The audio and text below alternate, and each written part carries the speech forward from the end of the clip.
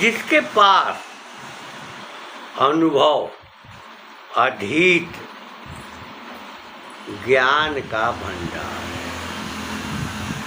वही विद्वान है। अनुभूत जीवन में किया गया कर्म, ज्ञान विद्या से, अतीत का, अतीत की स्मृतियों का, घटनाओं का जिसने जीवन में मूल्य समझा, वह व्यक्ति जिसने शास्त्रों का, पुराणों का, विज्ञान का, नक्षत्रों का, ज्योतिष का जो अध्येता होता है और जीवन के प्रत्येक मोड़ पर चलते हुए चतुर्दिक दृष्टि रखता है और जीवन में जिसका प्रवाह रहता है, वही विद्वान होता है। एमए, पीएचडी, डॉक्टरेट केवल सीखने की प्रक्रिया है और वह तब तक विद्वान नहीं हो सकता जब तक उसमें विदुषत्व नहीं हो। विद्वान अवस्थी जी का एक सुभाषित कल प्राप्त हुआ। उसमें वो कहते हैं, ये संस्कृत जो है सागर है, निधि है, जीवन के संचरण का मूल मंत्र है, जिसको कथित आजादी के काल के बाद ये कथित शंकराचार्य जो गुणगान करते हैं, उनका ध्यान नहीं है कि हमारा तंत्र, हमारी शिक्षा, हमारी व्यवस्था, हमारा स्वरूप सारा का सारा नष्ट हुआ। वे 65 वर्षों के कालखंड के कृपा पात्र शंकराचार्य हैं और चाहे कथित आजादी के बाद सत्ता का नेतृत्व संभालने वाले और उसके बाद उस अनुक्रम में पलने वाले, वे सभी भारतीय संस्कृति, जगत गुरु शंकराचार्य की पीठ, उनका दिशा निर्देश के विरोधी रहे हैं। जो व्यक्ति मार्क्सवादी और समाजवादी अवधारणा में जाता है वो वर्तमान देखता है, लेकिन विद्वान व्यक्ति अतीत की पृष्ठभूमि पर वर्तमान को लांघते हुए जो भविष्य के सुदूर सपने को साकार करता है, वही राष्ट्रीय है, वही शंकराचार्य है, वही दृष्टिबोध रखने वाला है, वही भारतीय संस्कृति का रक्षक हो सकता है। एक विदेशी महिला से सम्मान प्राप्त करना शंकराचार्य के लिए शोभा नहीं देता। अवस्थी जी का जो सुभाषित आया, वह सुभाषित इस प्रकार है कि कुकाले स्थापितो हस्त स्कंधे, कुकाले स्थापितो हस्त स्कंधे अस्माकं ही केनचित् सफलता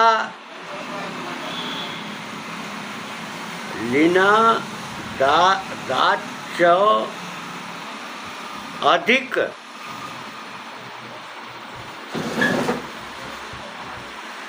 दास्य अधिक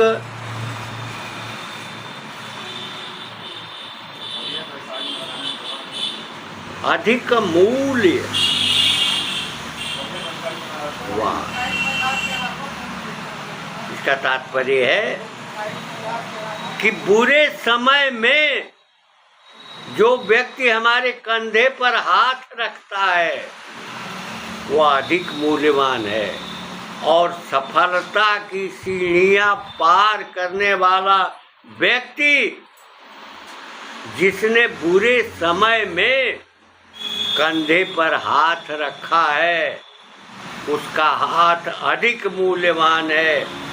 सफलता प्राप्त करने के उपरांत संपन्नता की हो, चाहे पद की हो, शोभा की हो, पौरुष की हो, उपलब्धि की हो, लेकिन जिसने बुरे समय में हमारे कंधे पर हाथ रखा है वह हमारी ऊंचाई पर पहुंचने का कारक है, साधन है, स्रोत है।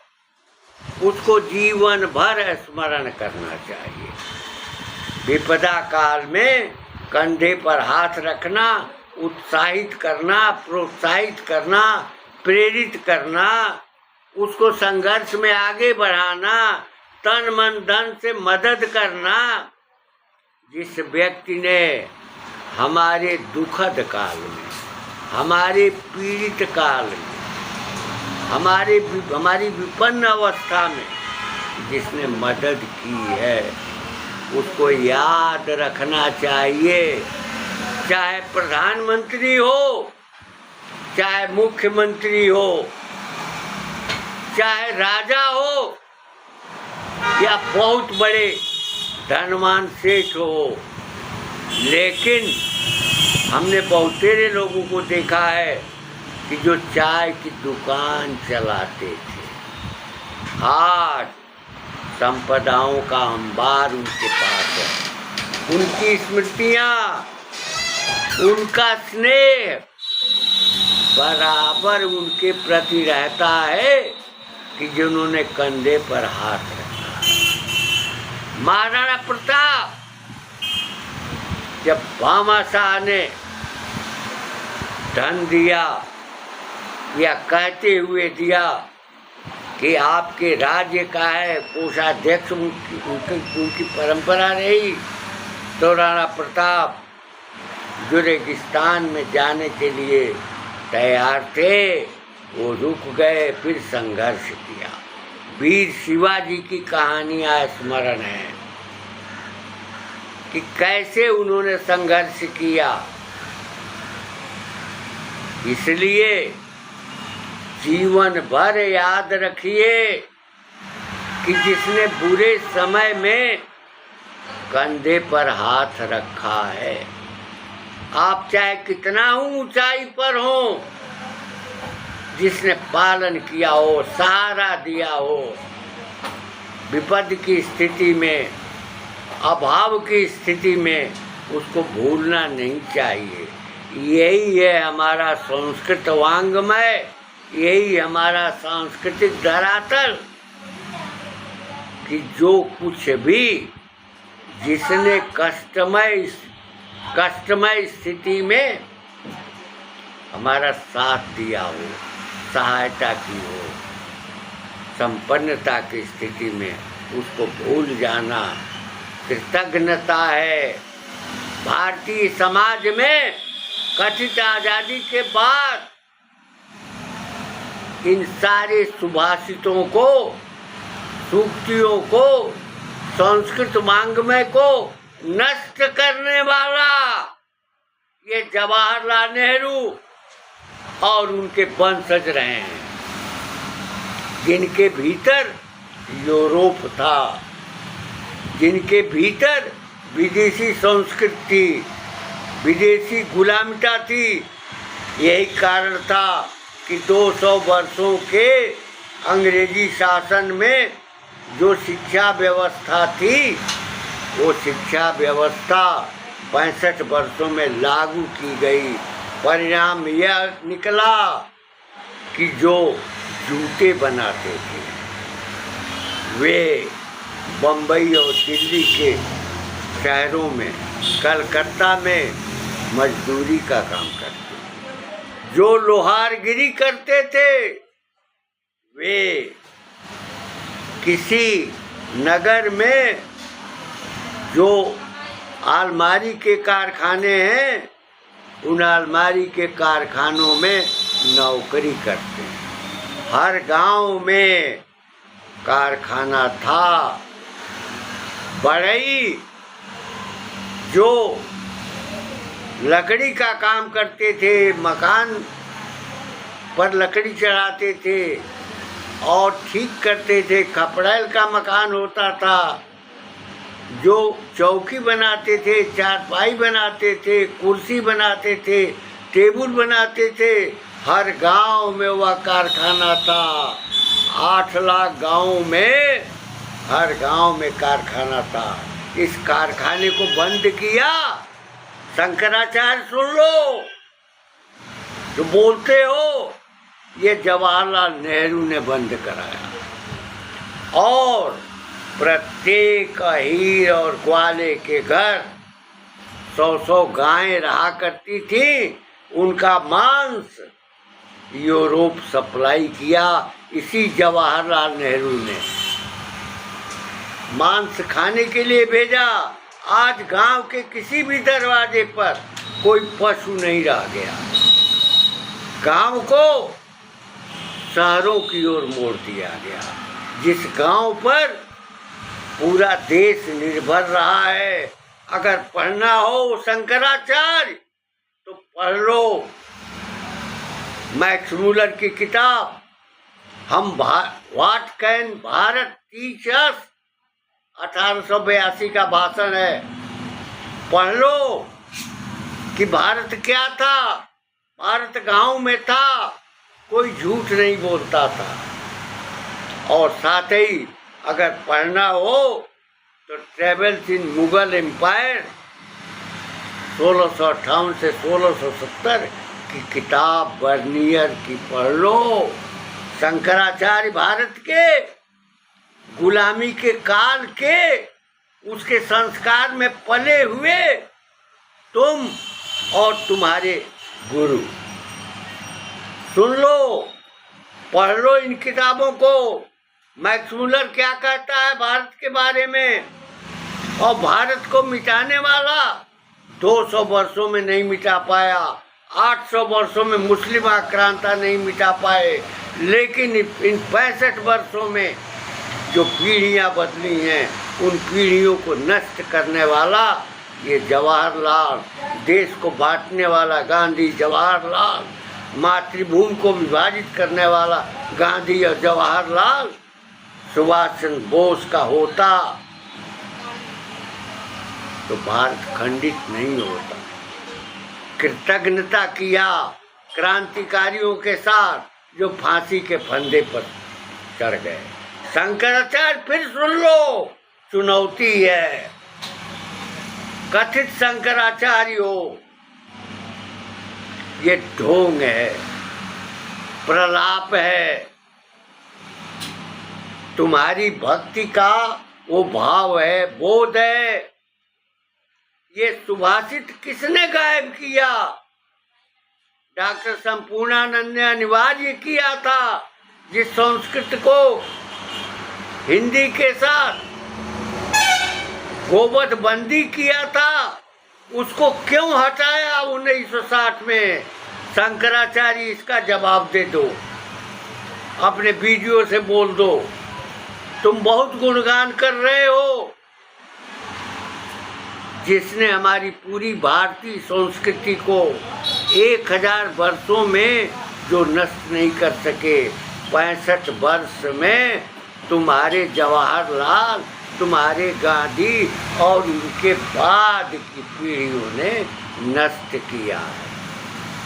बांग्लादेश किसने बनाया? हमारे सैनिक शहीद हुए। क्यों नहीं बांग्लादेश की विदेश नीति अपने साथ में रख लिया? योगदान किसका था?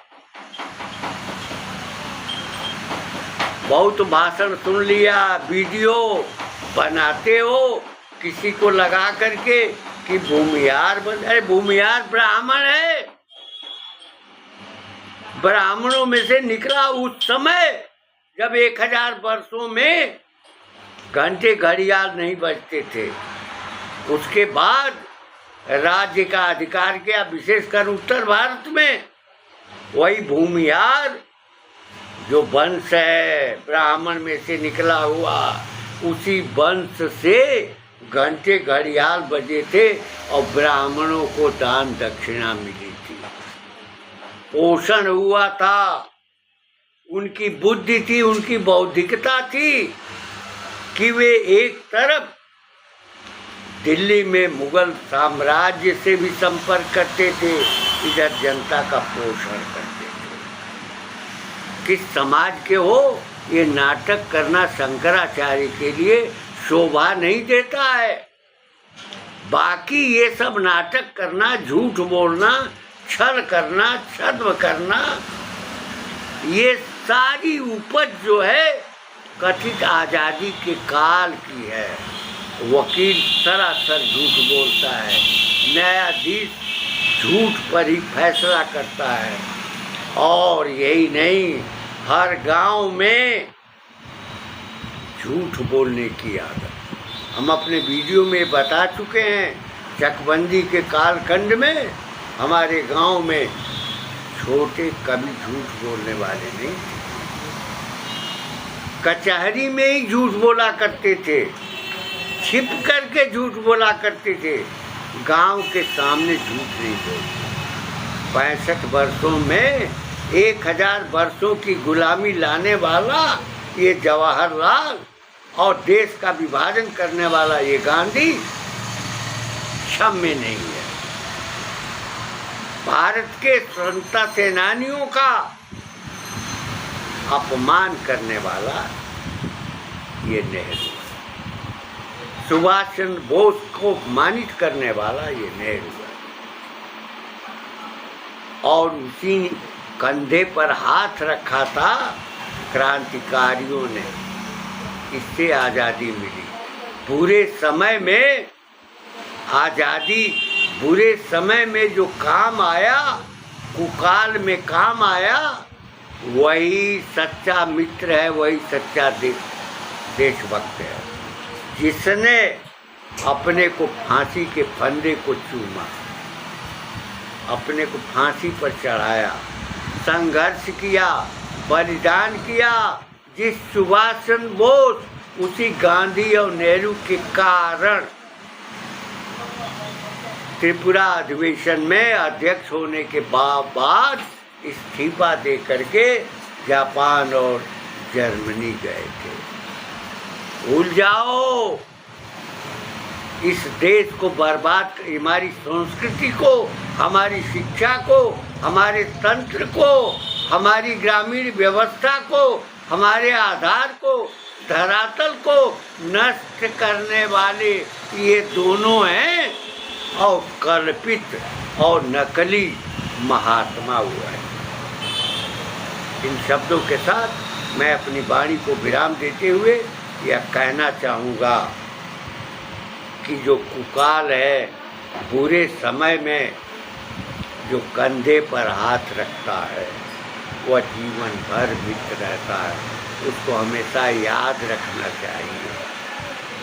और जिन्होंने संस्कार दिया है, जिन्होंने रोटियां पकाई हैं, खिलाई हैं, जिन्होंने पाला है, उन माँ के प्रति, पिता के प्रति भक्ति का भाव, जिन्होंने पढ़ाया है, शिक्षा दी है, आर्थिक मदद की है, उसके प्रति हमेशा कृतज्ञ रहना चाहिए। अवस्थी जी का यह सुभाषित स्पष्ट संदेश देता है कि कुकाले, बुरे समय में जो कंधे पर हाथ रखता है, उसको जीवन में कभी विस्मृत नहीं करना चाहिए।